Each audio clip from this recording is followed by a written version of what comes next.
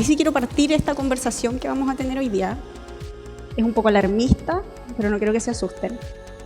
Y lo que les quiero contar es que nosotros estamos rodeados.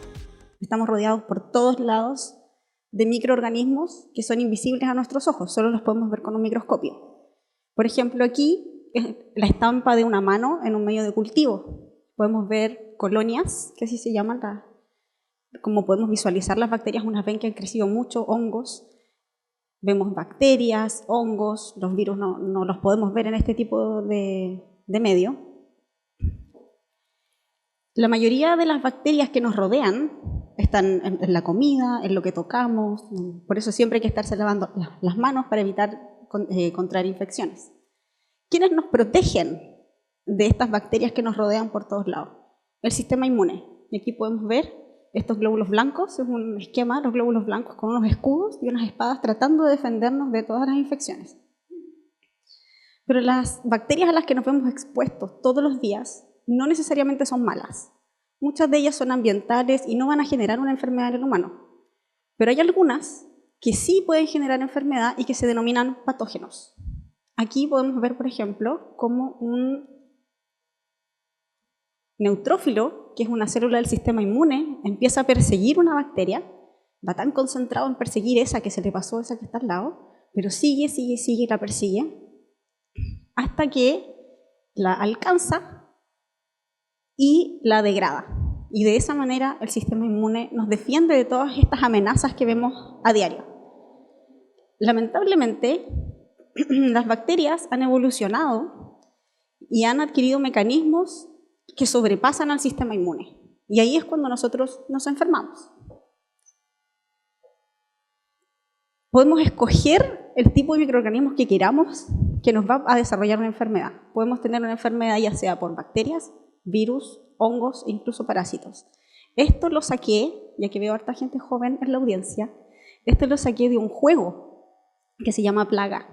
Se los recomiendo, es muy entretenido. Ustedes simulan ser una bacteria o un virus y tienen que erradicar a la humanidad. Es muy entretenido. Siempre, desde el origen de la Tierra, que han existido estos microorganismos. Y desde épocas históricas, como por ejemplo en la época de los egipcios, hasta ahora han existido estos patógenos que en esa época eran capaces de arrasar con millones y millones de personas. Como por ejemplo acá podemos ver piezas de arte o dibujos que reflejan, y así es como nosotros tenemos evidencia histórica de cómo estas enfermedades afectaban a la humanidad. Por ejemplo, aquí vemos el cólera representado por la muerte arrasando con millones de personas. Esta es una escultura de una persona infectada por viruela, la que actualmente está erradicada del mundo. O, por ejemplo, cuando azotó la gripe española, todo el mundo corriendo tratando de ingresar a esta farmacia para obtener medicamentos. Y eso me lleva a la próxima diapositiva. Cuando nuestro sistema inmune no se la puede con estas infecciones, ¿cómo nos podemos ayudar nosotros? Hay dos maneras en las cuales nos podemos ayudar. Uno son los fármacos o antibióticos. ¿Y por qué hago la diferencia? Para los virus no hay tratamientos. Uno lo que hace, bueno, para algunos sí, pero para la mayoría, por ejemplo, si nos da un resfrío, nosotros no tenemos un remedio que elimine el virus del resfrío. Lo que sí podemos hacer es tomar medicamentos que nos van a ayudar a lidiar con la sintomatología hasta que el sistema inmune pueda eliminar el virus. Sin embargo, los antibióticos son agentes que sí matan a las bacterias. Y aquí quiero hacer hincapié que los antibióticos funcionan para las bacterias. Cuando vayan al médico y si tienen alguna enfermedad viral, no corresponde el uso de antibióticos. ¿Por qué hago hincapié en eso? Porque está proyectado que debido a que ahora están apareciendo bacterias multiresistentes a muchos antibióticos, el año 2050 probablemente las enfermedades infecciosas van a ser la primera causa de muerte en comparación al cáncer. Y eso no lo digo yo, lo dice la Organización Mundial de la Salud. Otra manera que tenemos de protegernos, y esta es una manera preventiva para evitar las infecciones, es el uso de las vacunas. Pero, ¿qué son las vacunas y cómo funcionan las vacunas? Las vacunas es cuando a nosotros nos inyectan o nos inoculan, es la palabra, una variante que está debilitada de un agente infeccioso o de plano está muerta. por lo tanto, la que está debilitada nos da una infección muy leve, semeja un poco la infección real, pero muy leve, para así estimular al sistema inmune que genere anticuerpos.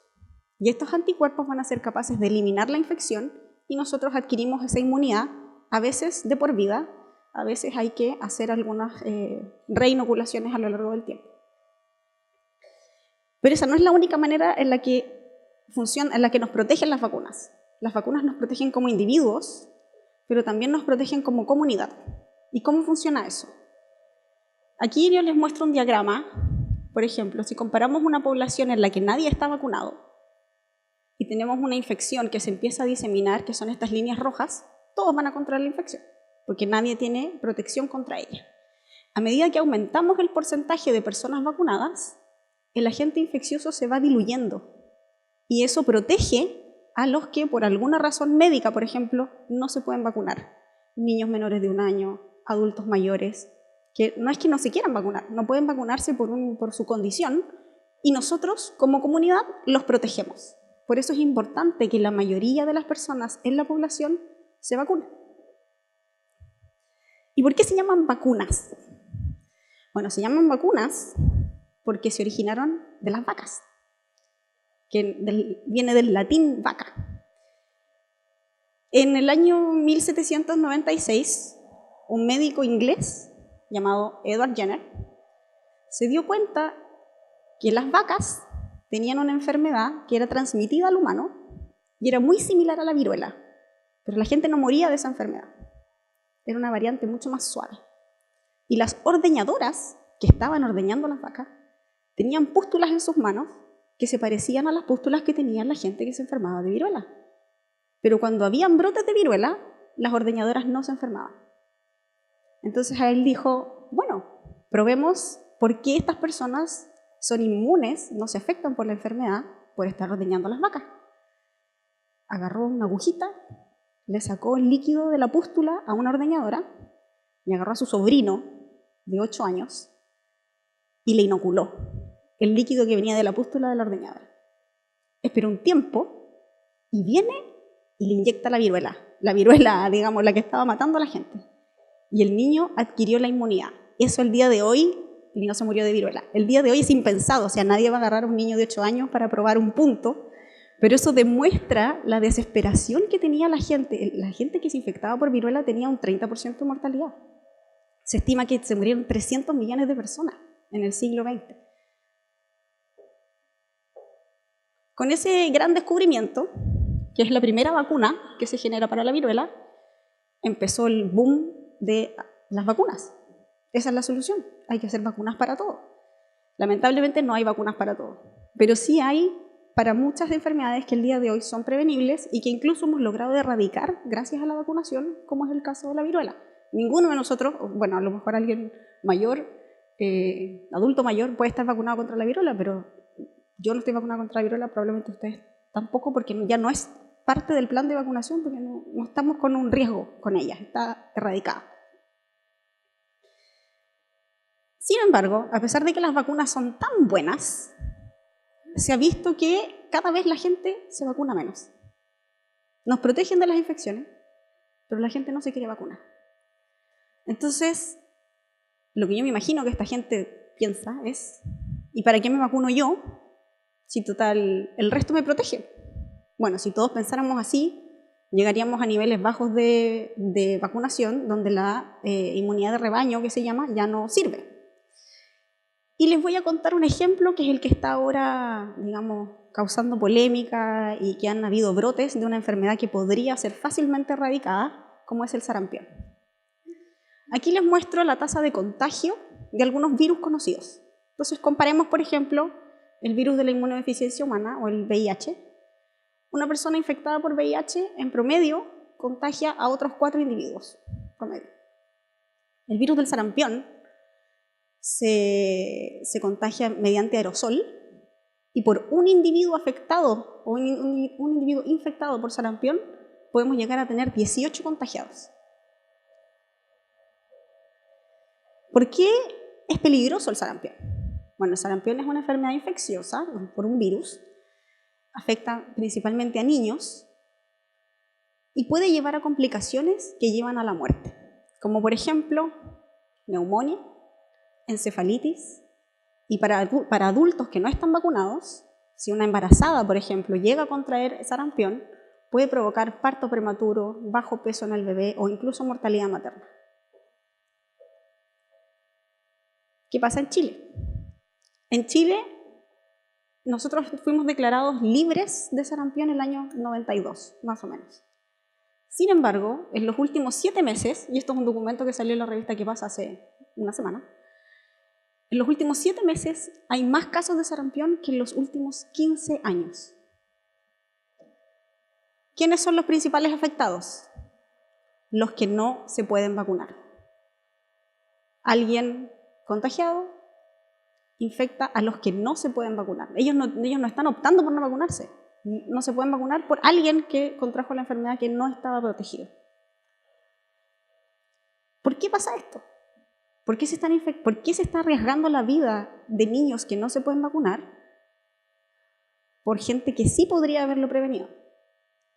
Y es porque, y aquí voy a citar a este artículo porque me gustó mucho esta frase, porque la gente no ve el beneficio que tienen las vacunas. Por ejemplo, ahora que la viruela está erradicada, la viruela no es un riesgo. El sarampión, estábamos libres. ¿Para qué me voy a vacunar? Es diferente cuando uno se enferma, tiene un dolor, y tiene que tomarse un fármaco y ese fármaco te alivia el dolor. Con las vacunas uno no lo ve porque no ves la amenaza hasta que te toca. ¿Qué hemos erradicado en Chile? En Chile hemos erradicado 2 enfermedades, como por ejemplo les contaba el caso de la viruela, que no la hemos erradicado solo en Chile, sino que es erradicada a nivel mundial. ¿Pero por qué es importante mencionar el caso de Chile? Porque Chile tiene un muy buen plan de vacunación. En Chile la viruela fue erradicada antes que se declarara erradicada en el mundo. En Chile la viruela se erradicó en el año 59. Sin embargo, el último caso fue en 1978 en Inglaterra, una mala manipulación de laboratorio, no fue un caso endémico, por así decirlo, no fue una infección debido a que el virus andaba circulando, y se erradicó del mundo, se declaró como erradicada del mundo por la Organización Mundial de la Salud del año 80. Pero nosotros estuvimos libres todo ese tiempo. La poliomielitis. La poliomielitis fue erradicada el año 75. ¿Qué es la poliomielitis? La poliomielitis es una infección por un virus que genera una inflamación en los nervios y puede llevar a una parálisis tan tremenda que incluso puede llevar a un paro cardiorrespiratorio. Y aquí se ven las cámaras, estos eran ventiladores mecánicos de la época, se llamaban los pulmones de acero. Aquí se ven los pacientes, todos los pacientes con poliomielitis, dentro de los pulmones de acero porque no podían respirar. Sin embargo, en Chile nosotros la erradicamos el año 1975. ¿Por qué hago hincapié en la poliomielitis? Porque la poliomielitis no está erradicada mundialmente. Y mientras exista una persona infectada, estamos todos en riesgo, todos los que no se han vacunado. ¿Por qué? Por esto. Y de nuevo recurro al plaga, donde nosotros jugamos a erradicar la humanidad. La globalización.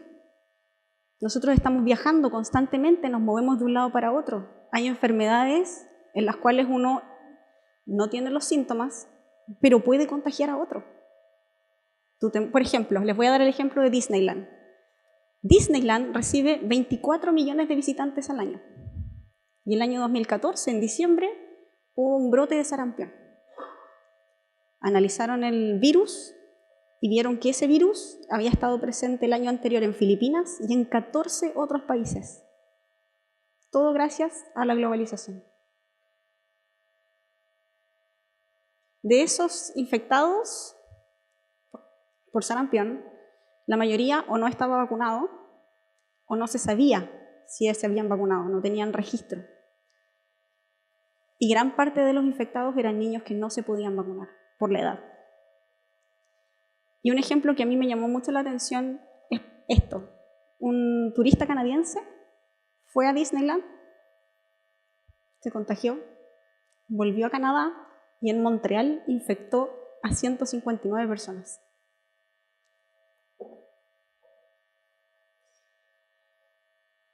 Entonces, es importante el vacunarse.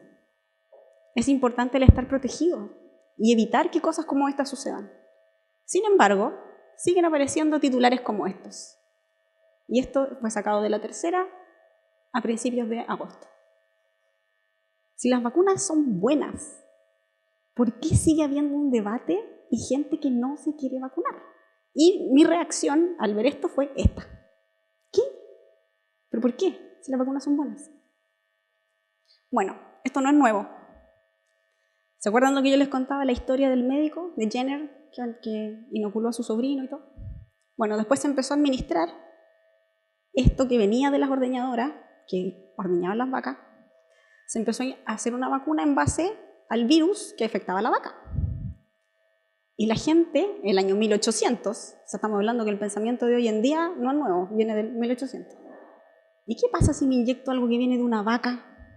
Me va a salir cachos, me va a salir una vaca de la nariz, me va a salir una vaca de la pierna.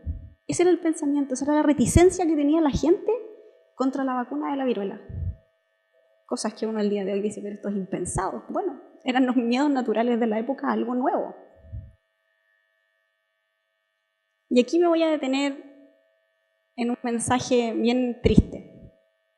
Antes que se generara la vacuna de las vacas de Edward Jenner, había otro modo de prevenir la viruela. En el año 1736, unos 60 años antes de la generación de la vacuna, lo que estaba tan desesperada la gente, se estaban muriendo tantos millones de personas por la viruela, que lo que hacían era que en la viruela se generan pústulas. La gente lo que hacía era que le sacaban una pústula a un enfermo de viruela, la dejaban secar, y luego a otra persona sana le hacían un tajito y le metían esa pústula para que le diera una versión suave de la viruela, esperando que adquiriera la inmunidad. Porque la viruela tenía un 30% de mortalidad, pero había gente que sobrevivía a la viruela y no se moría. Y eso se llamaba la inoculación. Por eso está eso como título. Entonces les voy a leer este extracto. Dice, en 1736 yo perdí a uno de mis hijos, un niño de 4 años, por la viruela, por contagio natural. Por mucho tiempo me arrepentí amargamente y aún me arrepiento de no haberle dado la inoculación. Esto lo menciono por la salud de los padres que van a omitir o que omiten la inoculación con el afán de salvar a su hijo. En esa época la inoculación tenía un porcentaje de mortalidad del 1 al 2%, cuando que te diera viruela era un 30%. Entonces los padres se veían enfrentados a ese 1 o 2% o al 30%. Él decidió, no me voy a arriesgar, no quiero que le pase nada a mi hijo, no le voy a dar la inoculación. Pero su hijo murió de todas maneras. Y ese es el mensaje que él escribe. Él da el mensaje de que siempre la opción que es más segura debería ser la opción que se escoge. El día de hoy las vacunas no tienen ese porcentaje de mortalidad. No hay razón para no escoger el vacunarse. ¿A alguien se le ocurre quién puede haber perdido un hijo de viruela?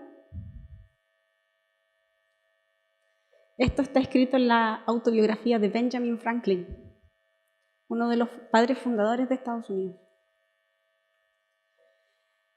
Y luego, ahora voy a volver al reportaje de la Tercera, porque me gustó mucho este mensaje que lo dijo un infectólogo de la Clínica Las Condes. El arma más poderosa que tiene una persona que está en contra de las vacunas es infundir miedo. Infundir el miedo a que uno le puede hacer algo a su hijo, que por supuesto uno no quiere que nada le pase. Pero ese miedo podría haber tenido quizás un poco de peso en el año 1700, cuando había una pequeña porcentaje de mortalidad, que aún así era la opción más segura. Imagínense. El día de hoy no hay excusa. Pero ¿de dónde sale este miedo? Sabemos que la gente no se muere por vacunarse. ¿De dónde sale este miedo? Este miedo nace el año 98, gracias a un médico inglés llamado Andrew Wakefield.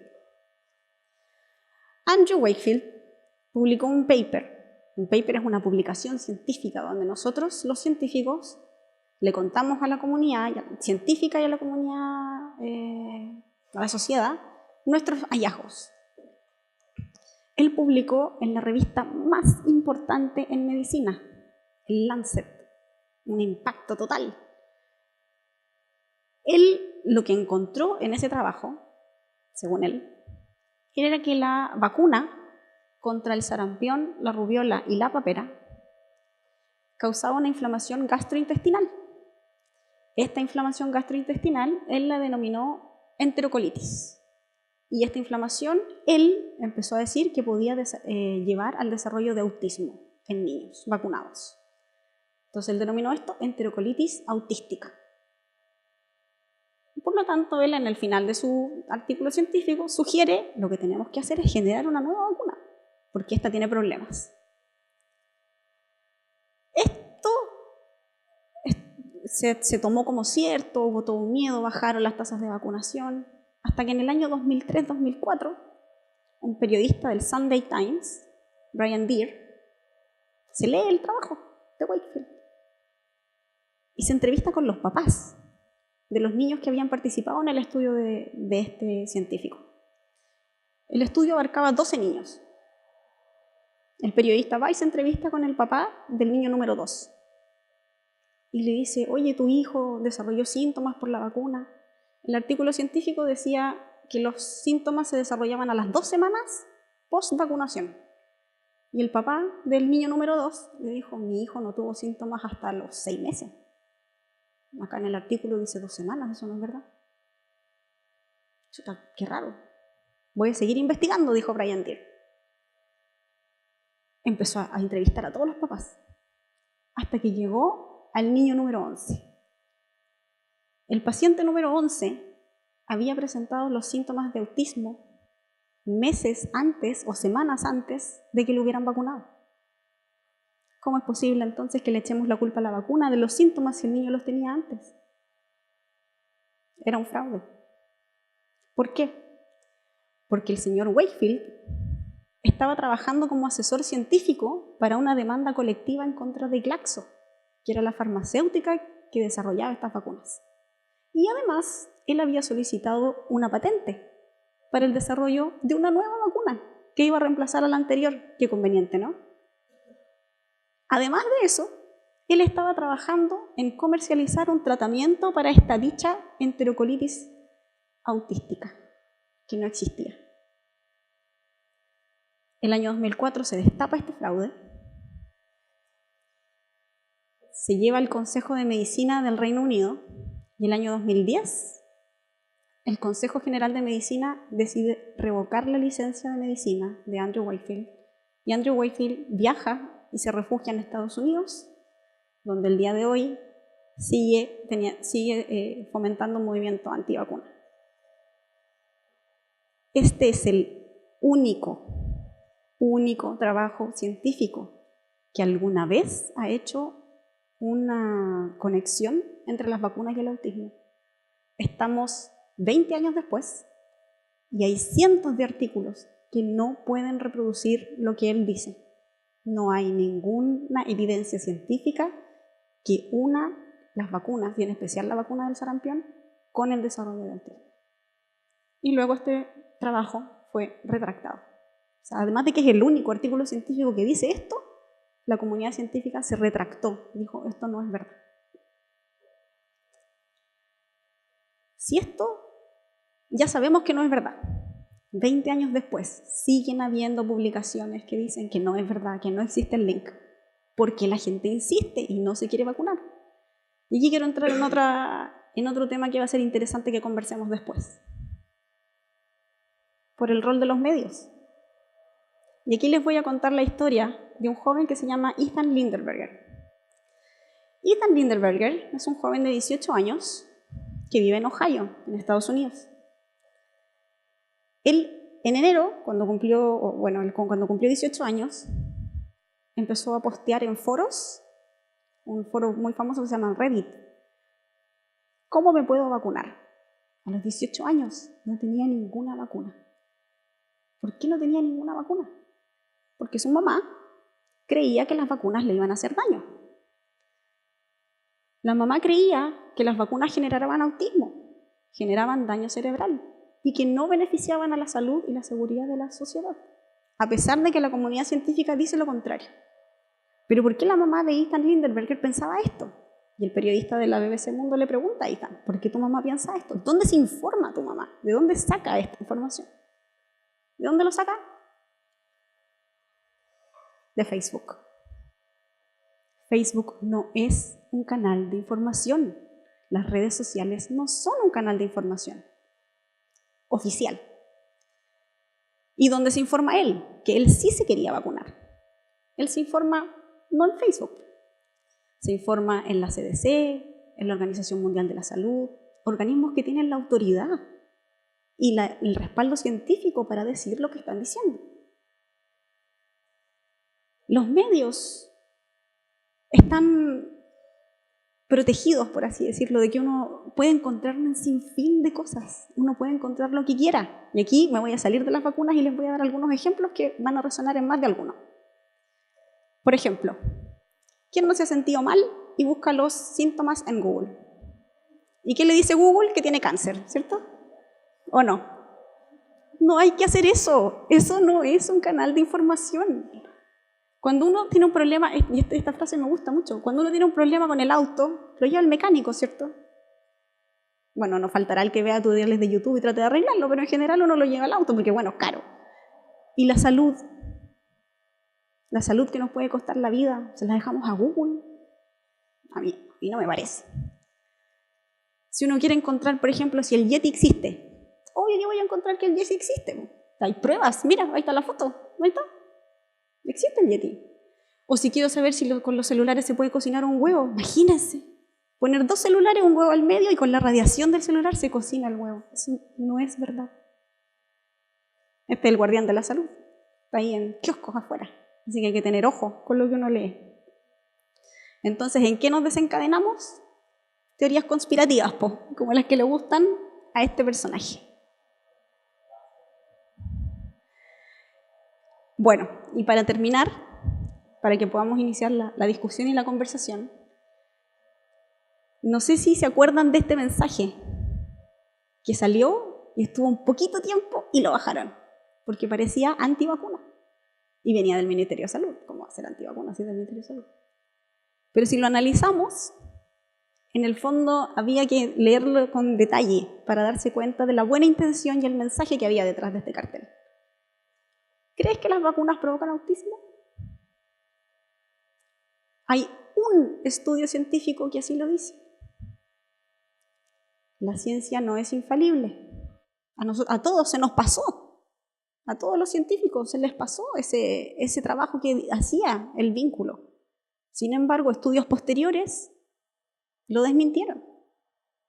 Y ahí hay que hacer un mea culpa a los científicos. Nosotros creímos en los datos de esta persona, los coautores, que resultaron ser falsos. Entonces el mensaje de aquí es, hay que cuestionar, hay que informarse bien. Cuestionen lo que venga de redes sociales. Si viene algo de un sitio de internet que no se ve muy confiable, entonces no le creamos.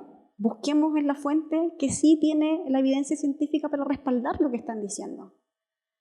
Y como mensaje final, el día de hoy, año 2019, muchos años después de todo este desastre con Andrew Wakefield, siguen saliendo artículos científicos para probar que no existe ninguna relación entre la vacuna del sarampión y el autismo. Así que los llamo a que por favor corran la voz de que las vacunas son buenas, salvan millones de vidas todos los días y los riesgos asociados son mínimos. Nos va a dar fiebre, a lo mejor nos vamos a sentir un poco mal, nos va a doler el brazo, seguro, sitio del pinchazo, pero eso es todo. Y podemos evitar contagiarnos nosotros y podemos proteger a los que no se pueden vacunar. Muchas gracias.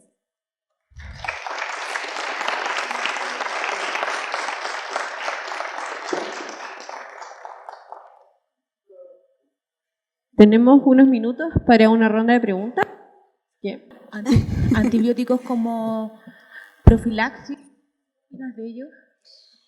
A veces son necesarios, pero no es el tratamiento de preferencia. Por ejemplo, si uno se va a hacer un tratamiento conducto, te pueden dar antibióticos como profiláctico, porque si te genera una infección por el tratamiento conducto, te puede dar una endocarditis, te da una infección al corazón y no hay nada que hacer.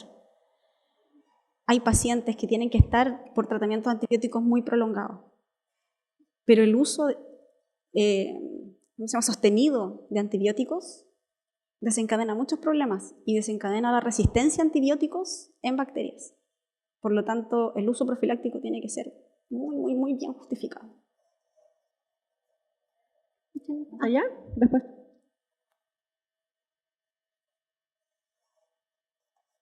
¿Aló? Sí. Gracias por la presentación y vacunarnos contra la ignorancia. Una pregunta más que nada para que nos cuentes como tu reflexión sobre... me parece que cuando explicas la fuente del temor y, por supuesto, de la ignorancia de muchas personas para no vacunarse,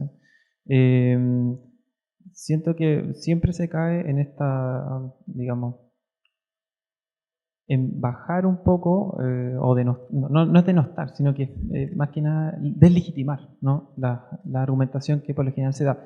Y por lo general se entra en esta caricatura, ¿no? Por ejemplo, tú mostrabas esta pintura de qué es lo que pensaba la sociedad aristocrática británica con respecto a vacunarse, porque venían las vacas, etc. Por lo general yo igual he escuchado gente, o sea, yo estoy a favor completamente de las vacunas, por supuesto. Pero sí, sin embargo, igual me llama la atención de que desde la comunidad científica no se logre entender cuál, así como con un argumento más complejo, ¿no? Y no caer en esta caricatura de cuál es la fuente de este temor de las personas de vacunarse. Porque muchas veces, incluso también dentro de la comunidad científica, existen profesionales que entienden que no solamente el tema de las vacunas, sino que todo lo que significa el desarrollo de la industria farmacéutica, ¿no? Es la que genera una resistencia, pero no por el hecho de que las personas desconozcan cuáles son los mecanismos que operan para generar salud, ¿no? A través de los medicamentos, las vacunas, etcétera, sino que porque tiene que ver, porque hay un fundamento también casi político, ¿no? Es como existe una farmacéutica, existe una industria que me dice qué es lo que debo tomar, etcétera, y hay un desarrollo científico que también acompaña eso, ¿no? Entonces, desde esa perspectiva, igual siento que la comunidad científica tendría que ahondar un poco más en entender cuál es qué es lo que opera ahí, ¿no? No es solamente la ignorancia, ¿no? No es solamente que un chico en un foro se le ocurrió decir algo y eso prendió como, digamos, le echó fuego a la pradera y todo el mundo empezó a creer que eso era cierto o en fin, ¿no? O el artículo de Wakefield. Hay algo más en la población que hace que se genere una resistencia a utilizar no solamente las vacunas, sino que también los medicamentos o a utilizarlas de manera irresponsable, ¿no? Y no informarse.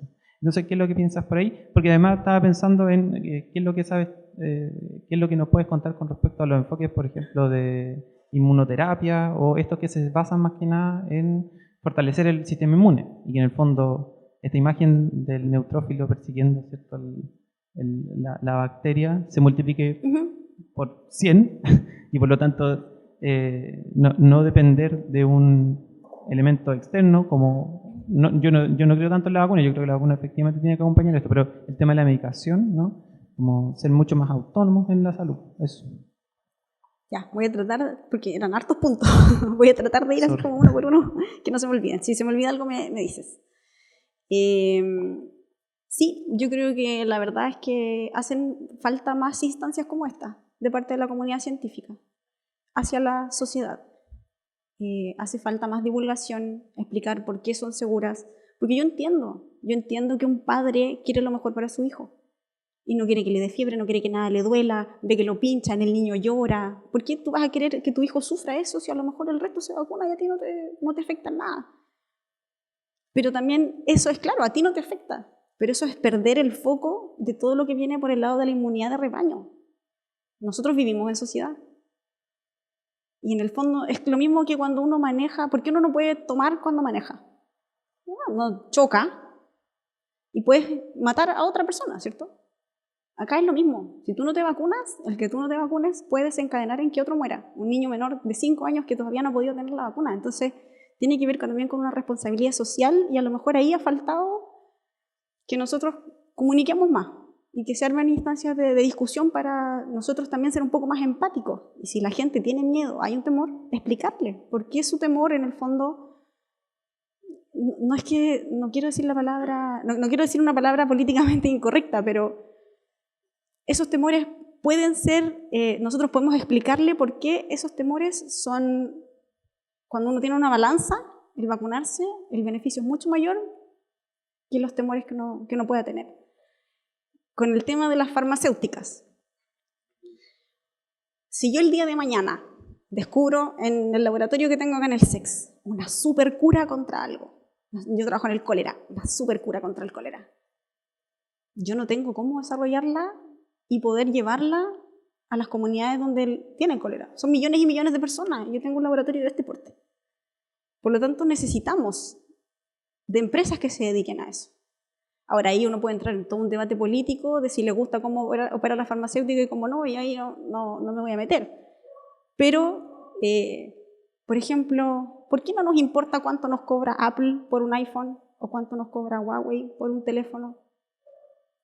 Que es un teléfono para hablar, para ver Facebook, redes sociales, pero sí nos importa cuánto sale o la vacuna que te puede proteger la vida, que le puede proteger la vida a otra persona.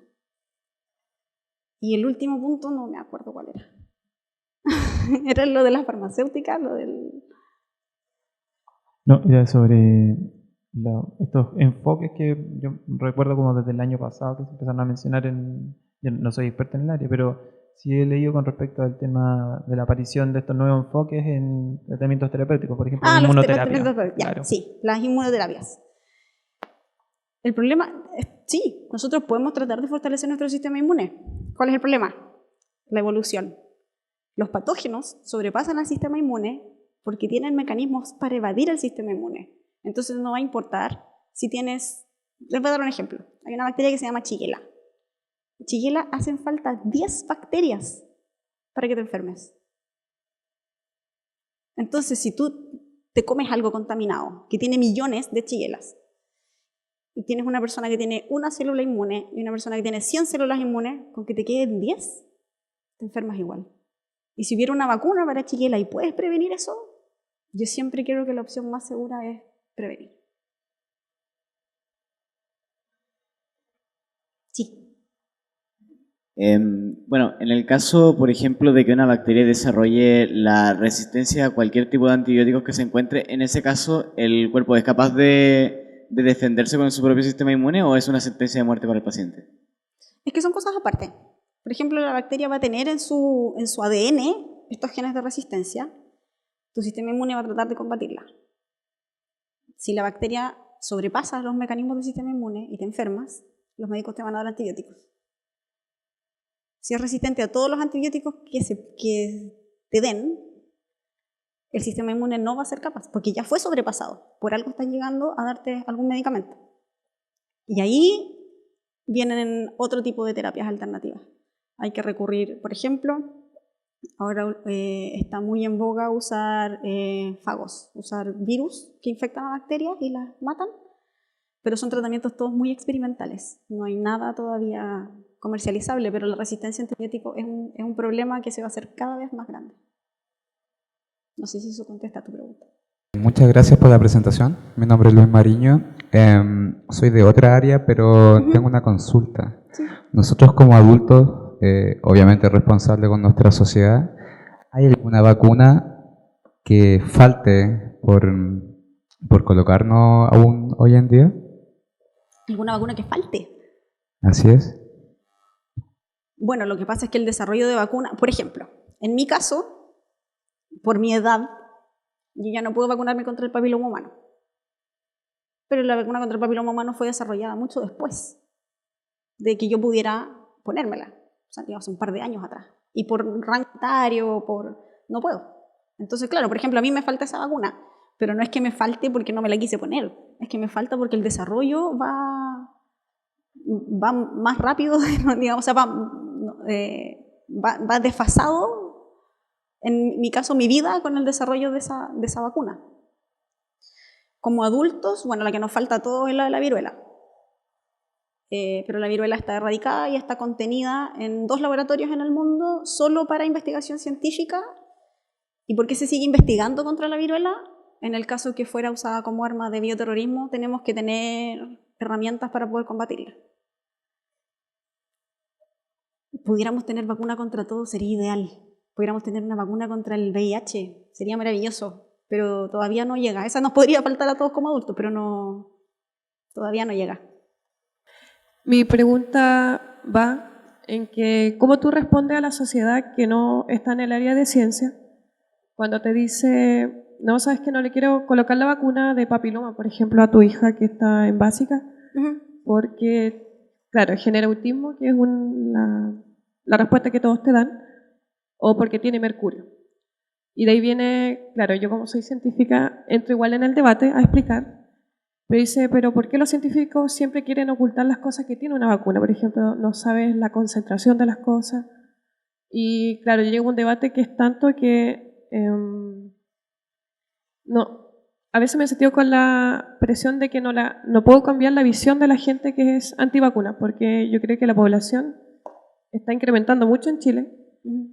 Y yo que soy mamá y tengo un hijo de 3 años, tengo muchas mamás conocidas que tampoco le colocan las vacunas.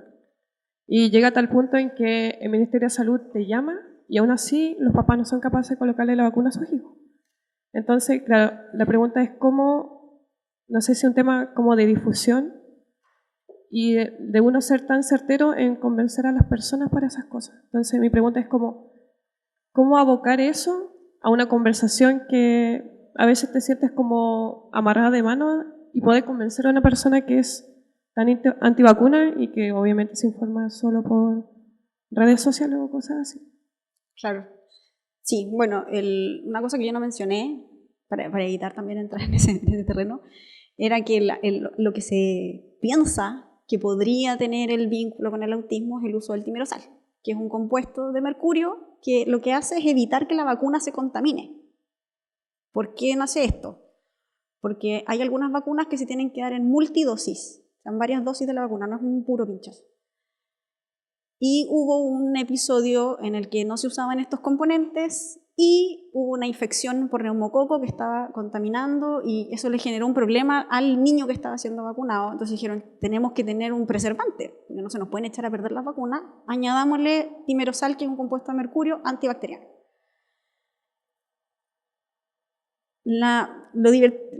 Lo curioso es que esta no es la única vacuna que contenía timerosal.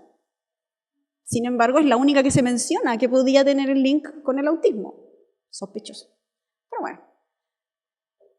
El día de hoy, yo me metí a la página del Ministerio de Salud, las vacunas que se administran en el plan de salud chileno no tienen timerosal. Hay una sola que tiene trazas, que se llama, que es un nivel infinitesimal que no genera toxicidad alguna. Entonces las vacunas a las que optan los niños el día de hoy son todas seguras por ese lado. O sea, si ese es el miedo, que vayan y vacunen, porque no tienen timerosal. Es solo una que tiene trazas, pero que es mucho menor de una concentración que podría generar algún problema. Bueno, un aplauso a Cecilia.